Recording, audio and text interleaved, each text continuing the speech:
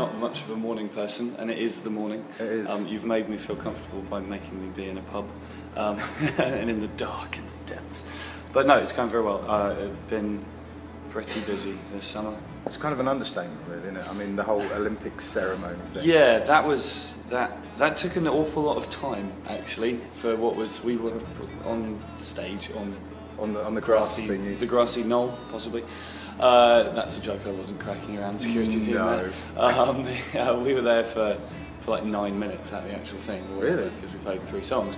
But we spent 2 months working on that, basically. Like, we had all this rehearsal, preparation, security vetting, all that kind of thing. So 2 months just to do 3 songs? Yeah, 3 songs that we do all the time. Because that was one of the funny things actually about working, because it was Danny Boyle's team organised it, who are sort of more film people, if you like. Yeah. And it's a different world from people who work in the music industry. And they kept going on about, like, oh no, it's you a couple of times to sort of run through that. And it was like, not really. We play this song every day, and we have done for years. Like, we don't need time to rehearse the actual song. It took me quite a while to get that idea into their heads. How did it come up though? Like, how did you get involved? I got a call, well, my manager got a call from Danny Boyle saying, could we have a meeting please? And we said, about what? And they said, we can't tell you on the phone. So we went in and what he'd actually done, he had a sort of computer animated mock-up of the whole opening ceremony. Right. Into which sort of stock footage and computer animation and stuff. Into which he had already cut some live footage of me playing the songs he wanted me to play. So it was kind of like I was already part of it. And then he showed it to us, and he said, it was funny actually. He said, go away and think about it. Don't make a snap decision on this. And I was like, I'll be alright actually. That's a yes. I've already put you in it. So. Yeah. Well, but also it's just like, you know, it's just an amazing thing to be asked to do. You know. And particularly by Danny Boyle. I think I would have had to go away and think about it if it hadn't been Danny asking. But it was, I mean, first of all, I'm a fan of his work. Yeah. But he's one of those people who just kind of exudes enthusiasm. Do you know what I mean? And just kind of everything he does, he's just mainlining like excitement about it, you know, and it's very infectious.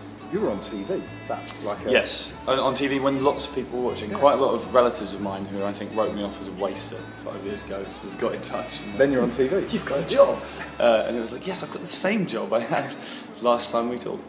No, I mean, I'm kidding, but yeah, I mean, you know, I knew that it was a massive piece of exposure, so I knew that there was going to be some sort of reaction to it, obviously. I mean, that's a large part of the reason for doing it. I'm trying to promote what I do. There was that. I mean, I was expecting there to be a bit of kind of negative backlash. There was some, actually a lot less than I was expecting. Also, I should say at this point that it's not that I don't care about that, but I'm confident in my self-justification, my reasons for doing it, and the integrity of me as an artist and all the rest of it remains intact as far as I'm concerned. Of course, there are a couple of sort of shitty punk kids getting annoyed about it. You just imagine them just angry in their rooms with no outlet whatsoever.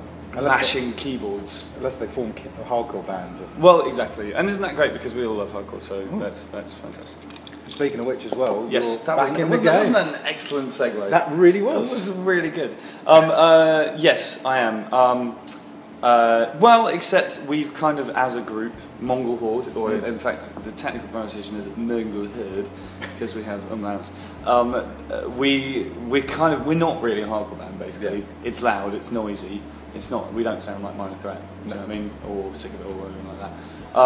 I guess bands that we were thinking about were like Hot Snakes, Jesus Lizard, Lightning Bolt, Refused, Converge, that kind of thing.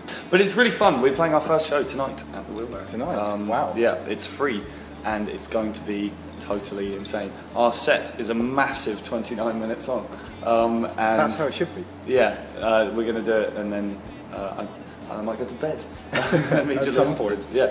No, it's going to be, I'm really looking forward to it. It's really in your face and it's aggressive and it's fun. There's always that part of your brain, like when you're in a moving car, you just want to open the door and roll out or whatever, or just push your mate off cliff. Yeah. Just that little kind of completely insane part of your brain. The self-destructive part. Right.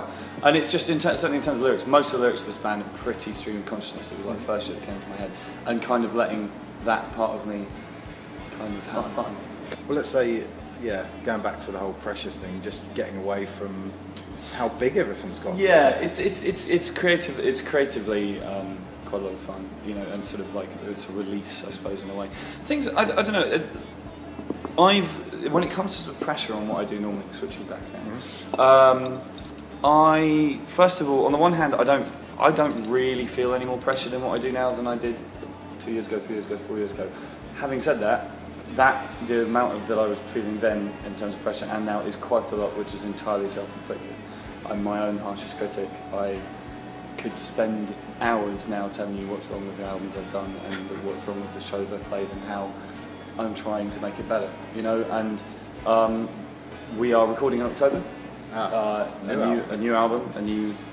a new album for which I have currently got 25 songs, which is obviously too many, and no, we will not be doing a double album because that is a terrible idea, Smashing Pumpkins. But I mean, you're a big deal now. I mean, Wembley, like Wembley. Can I put that on a t-shirt? I'm a big deal. Yeah.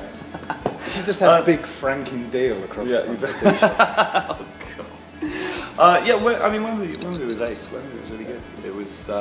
There were a few sort of jitters from the faithful, if you know what I mean, about it, and I completely understand that. And I think one of the concerns was, can you pull off an arena show and make it feel intimate, which I think we successfully did. I think one of the other concerns is people kind of going, oh wow, is this the only kind of show you're ever going to play?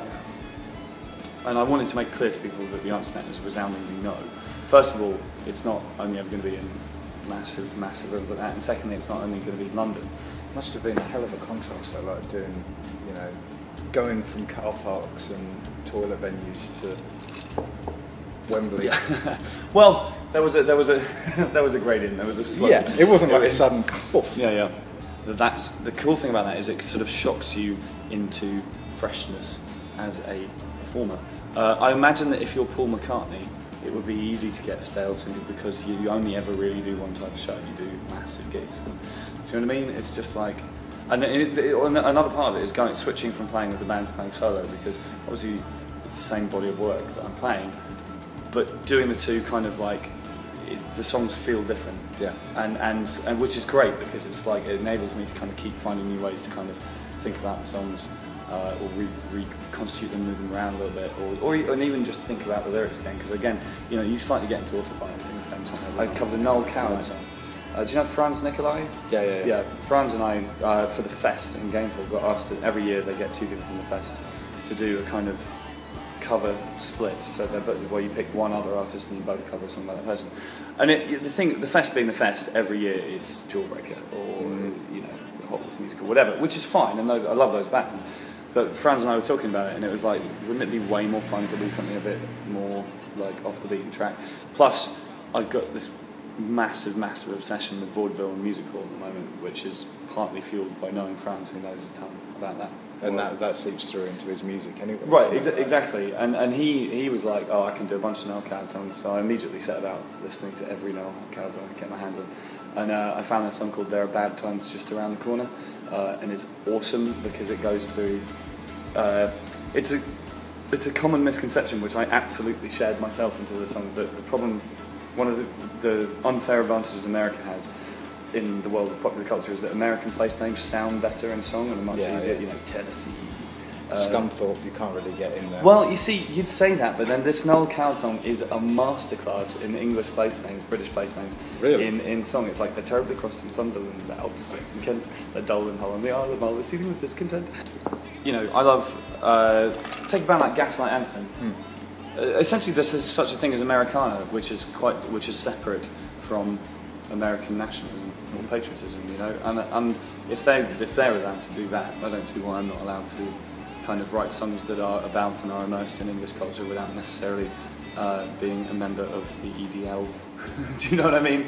Or having a massive St George's flag on my forehead or whatever. Maybe it needs a name though, like Anglicana. Anglicana. I've been toying with that word. I'm not sure if it's genius or totally naff. I think that works. Okay. Front of the t-shirt, Anglicana, on the back, Big Franking Deal. Big Franking. Job done. I'm going to put you in touch with my merch people. I think I've got a career ahead of me. Amazing. I think I do. This song by Tom Jones is called Delilah.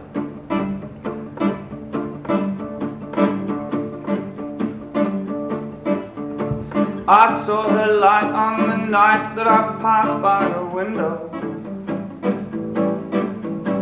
I saw the flickering shadow of love on her blind. She was my woman.